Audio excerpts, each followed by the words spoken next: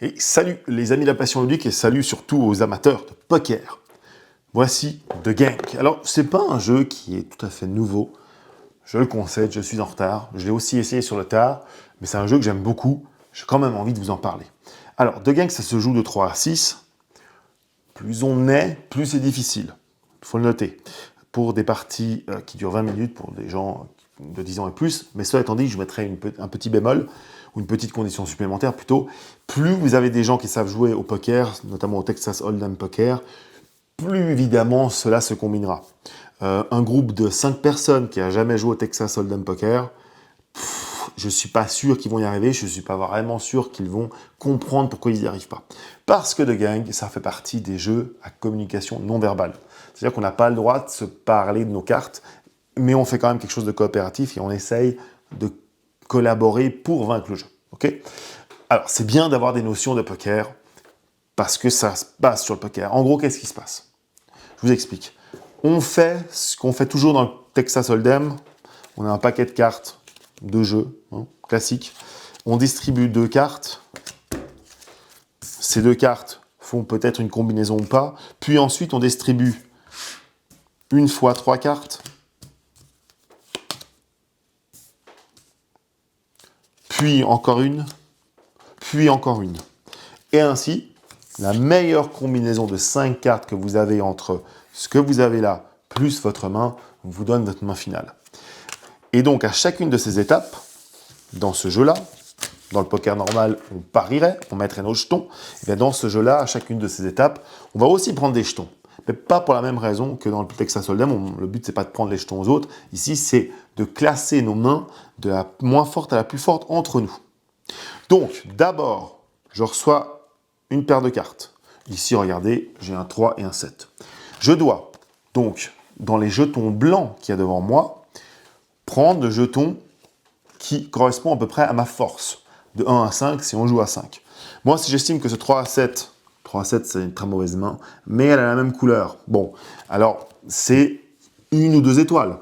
Parce que je connais un peu le poker, c'est une très mauvaise main, mais il y a la couleur. Donc j'aurais tendance à avoir envie de prendre 1 ou 2 pour voir, pour signifier aux autres que j'ai pas une main forte. Peut-être que d'autres ont une main faible et ils ont aussi envie d'avoir 1 ou 2.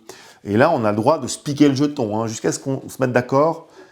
On a le droit de dire moi c'était vraiment pas terrible, machin, bon, à peu près, mais on a le droit de parler de nos cartes. Donc finalement, mettons, je prends mon jeton 1.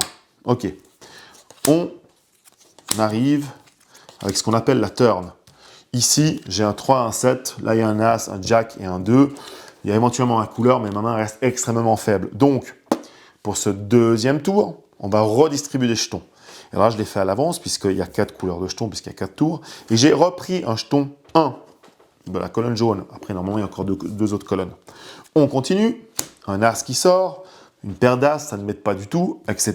Et on le refera une 4e fois. Et donc, je vais signaler ici aux autres joueurs ce que j'avais. Si j'avais eu un As, évidemment, ou je ne sais pas moi, s'il y avait ma couleur qui était sortie plus souvent, tout d'un coup, ma main se serait améliorée. Et j'aurais signalé, par exemple, en prenant jeton 3, que c'est mieux, on va avoir quelque chose de mieux. Et puis, si la couleur était sortie, que j'avais eu la couleur, eh bien, a priori, si il n'y a pas de foule sur la table, je pouvais prendre le jeton 5 pour signaler que voilà, c'est bon, là, j'ai vraiment une des meilleures mains. Ainsi de suite. Bien sûr, il va falloir se comprendre, il va falloir sentir les joueurs, il va falloir sentir les mains de poker. Ainsi de suite. Et finalement, nos 3 premiers jetons ne servent à rien d'autre qu'à informer les joueurs. Le dernier jeton, c'est celui qui est définitif. Et on va, dans l'ordre des jetons, révéler nos cartes. Et il faut que ça soit de plus en plus fort. Si on y arrive, si on ne fait pas d'erreur, on gagne. On gagne un point. Pour gagner la partie, il faut gagner 3 fois. Chaque fois qu'on perd, l'alarme se déclenchera, parce que The Gang parle d'un cambriolage. Et si l'alarme se déclenche 3 fois alors qu'on n'a pas encore fait 3 victoires, eh bien, on perd la partie. Voilà comment ça se passe. Maintenant, ça va se moduler. Comme je vous l'ai dit, plus vous êtes, plus c'est compliqué, forcément. Moins vous savez jouer au Texas Hold'em Poker, plus c'est compliqué. Le jeu nous donne aussi des cartes pour nous aider, des cartes rouges et des cartes jaunes pour nous mettre des bâtons dans les roues. Je vous en lis une, il y en a plein. Au début du 2e tour, tout le monde défausse les jetons du 1er tour. Au début du 3e tour, tout le monde défausse les jetons du 2e tour. Au début du 4e tour, tout le monde défausse les jetons du 3e tour. En fait, on enlève toutes les infos. Voilà un malus.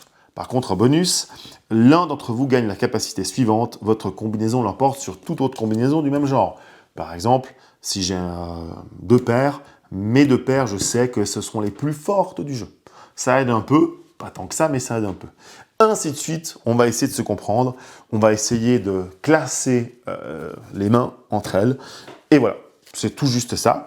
C'est drôle, c'est marrant, il y a une bonne ambiance, on se trompe, on parle. C'est presque très formateur pour le Texas Hold'em. Si vous jouez un peu au Texas Hold'em et que vous jouez à ça, et par la discussion, vous essayez de voir pourquoi, à quel moment il fallait dire qu'on était fort ou faible, bah ça vous entraîne pour le Texas Hold'em Poker. C'est une très bonne idée de gang, avec une très belle boîte de chez Yellow. Moi j'apprécie toujours ça.